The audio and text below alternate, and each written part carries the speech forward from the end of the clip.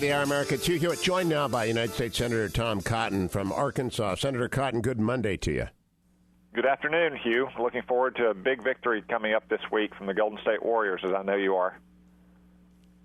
I'm almost tempted to start the segment again. I'm so stunned because here we were Warriors. We were praising your judgment with Dr. Arnn on Friday, and then you come around and display this radical lack of common basketball sense. I hope it doesn't carry over to the Senate.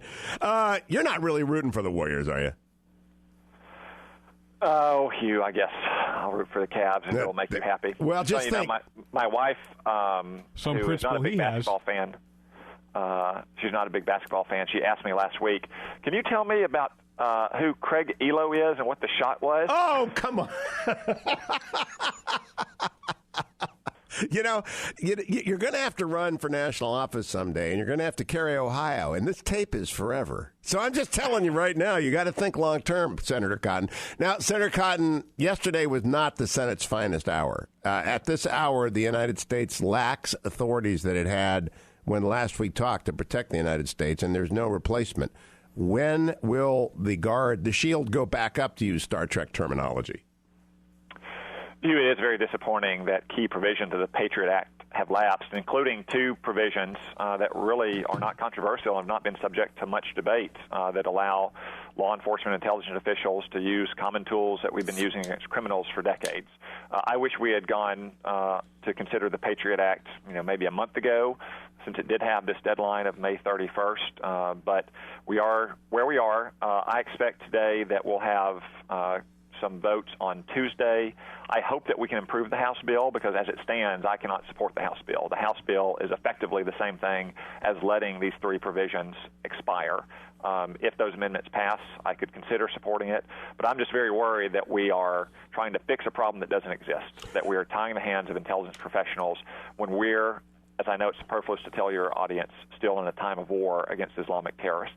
I spent an hour with Mike Morrell at the Reagan Library last week, and he spent some time talking about the difference between what the House bill will allow and what the Patriot Act allows concerning metadata. And you and I are not going to persuade the unpersuadable about metadata, but for those who don't quite understand it, this is a significant downgrading of the utility of that information if they are held by the private telecoms and subject to individual FISA warrants that take time. I mean, people aren't really thinking, are they, about what the menace is here?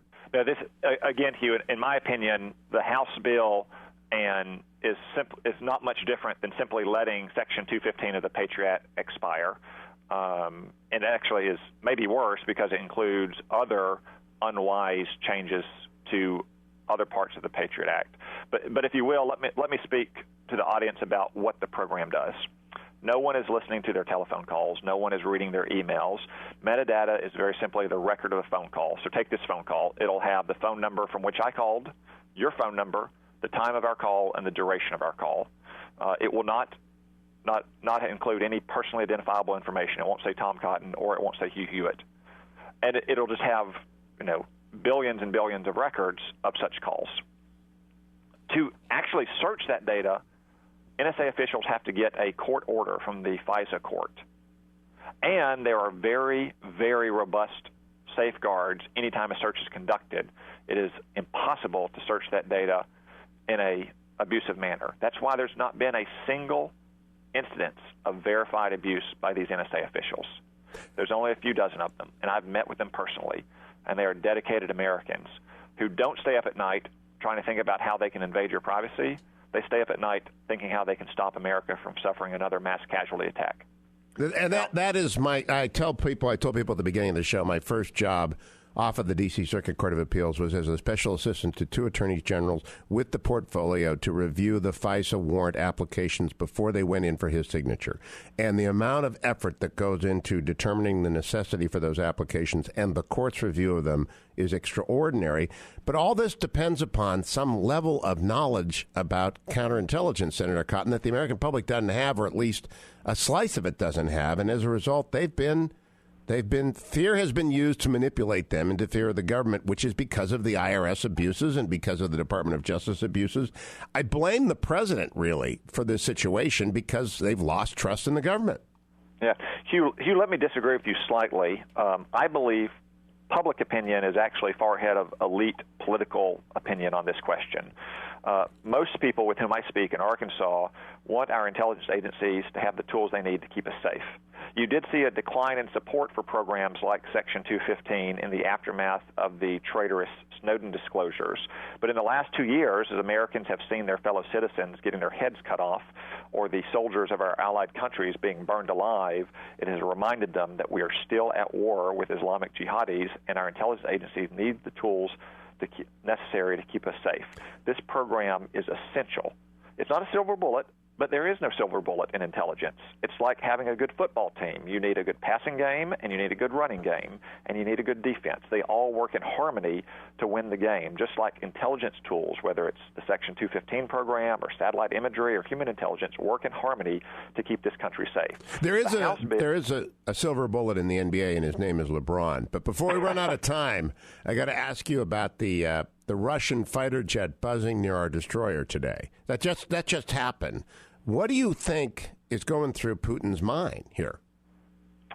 Well, for over 6 years, Hugh, Vladimir Putin has seen that Barack Obama is not willing to confront Russia and its efforts to have a grand revision of the post-Cold War structure of Eastern Europe and Central Asia. Remember, this goes back to before his time as president. In the summer of 2008, when Vladimir Putin invaded Georgia, candidate Obama called for both sides to exercise restraint. That told Vladimir Putin all he needed to know about how President Obama would manage our relationship with Russia. It didn't get any better once he became president, for instance, taking out our missile defense system from both Poland and the Czech Republic in 2009 without getting anything in return. So Vladimir Putin, who governs a country that is in decline economically and demographically, has a weak hand, but he is playing the hand very well, and he continues to wrong-foot President Obama. And he continues to press the advantage and test the boundaries of President Obama and NATO's resolve in the incident today, in kidnapping an Estonian intelligence officer last September, and activities in the Baltic Sea. We have to confront Vladimir Putin. We have to let him know that he cannot get away with this kind of aggression, because weakness truly is provocative when you're dealing with a man like Vladimir Putin. Have you made a choice yet, Tom Cotton, on which Republican you're going to be supporting for president? Have your colleagues Rubio and Paul and Graham, Lindsey Graham of South Carolina, announced today come up and ask for help yet? No, Hugh, I have not endorsed anyone for president, nor do I expect to anytime soon. I have had numerous conversations with candidates in and out of the Senate, but I want to keep those private. I simply believe that it's important that we have a big and diverse field and that we have a robust debate. I think competition is good in politics, just like it's good in the marketplace. And as a Republican voter myself, I look forward to watching these candidates make their pitch for where they want to take the country in the future. And will I see you wearing a Cavaliers shirt underneath your dress coat at Larry Arnn's Bradley lecture Wednesday night? No, Hugh, you will not see that, but maybe we can think of some wager. Senator Cotton, I'll have to work on that one, because I really don't want to take your money. You're a hard-working senator. I just don't want you to be disappointed by the sweep that's coming. Talk to you next.